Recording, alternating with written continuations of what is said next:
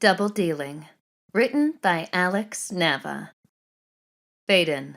Exterior, London. Aerial view, night. The ghostly silhouette of the Parliament building and the Westminster Bridge emerge from the thick fog like a mirage. Super, London, England, 7 years ago. Interior, Savoy Hotel. Ballroom, night. A black tie party is in full swing. American Senator Richard Powell, 60s, sneaky and deceitful, shares a drink with Lady Anne Cunningham, 50s, the stereotype of British aristocracy.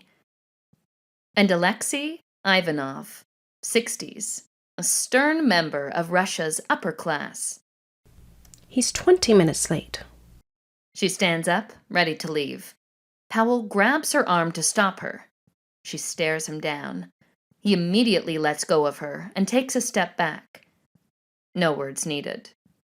He clears his throat. Give him a few minutes. He'll come.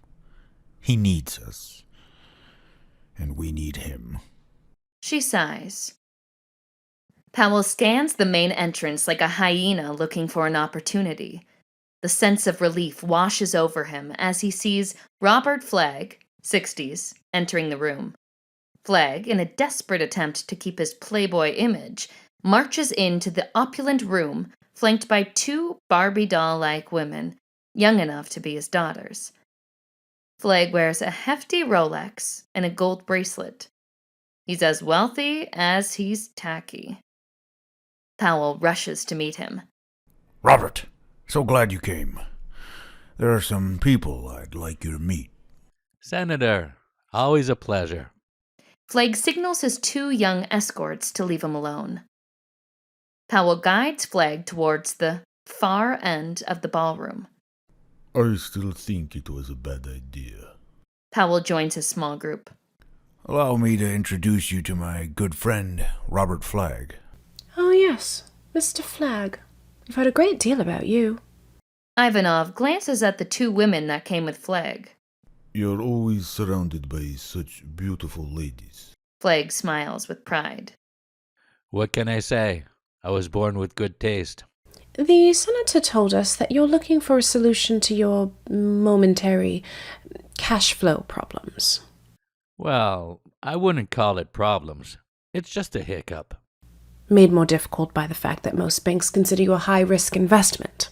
Those are false news. My companies are doing fantastic. Ivanov rushes to put more bait in the trap. What if my banks could give you an open line of credit?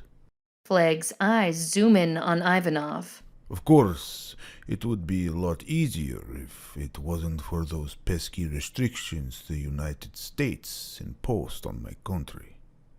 Well, those regulations don't apply to people like us. As if on cue, Lady Cunningham steps into the conversation. What I don't understand is why you're still so obsessed with the business world. You're charismatic, bright, successful. You should be in politics. Flagg rejoices in the comments. Isn't that right? I've been thinking about it for years. And we could help you in that endeavor. What do you propose? This is not the right place. Tomorrow at 10, my office. Flagg raises his glass. To success. Lady Cunningham and Ivanov smile. Flagg just fell for their scheme.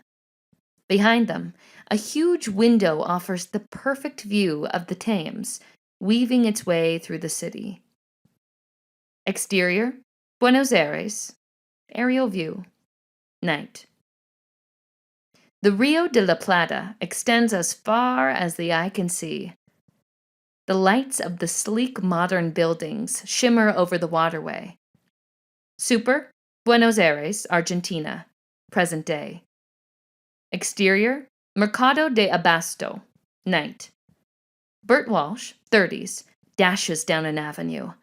Breathing heavily, he turns around to make sure no one's following him. He abruptly turns into a dark alley. The cobblestones shine in the aftermath of the summer rain. He stays close to an eerie-looking Art Deco building. Drenched in sweat and panting heavily, He spots a hiding place and makes a run for it. With shaking hands, he pulls his phone from his jacket. Exterior, San Francisco, night. The city sparkles under the winter drizzle. The old Victorians facing Alamo Square look like an image popping out of a postcard. Super, San Francisco, California.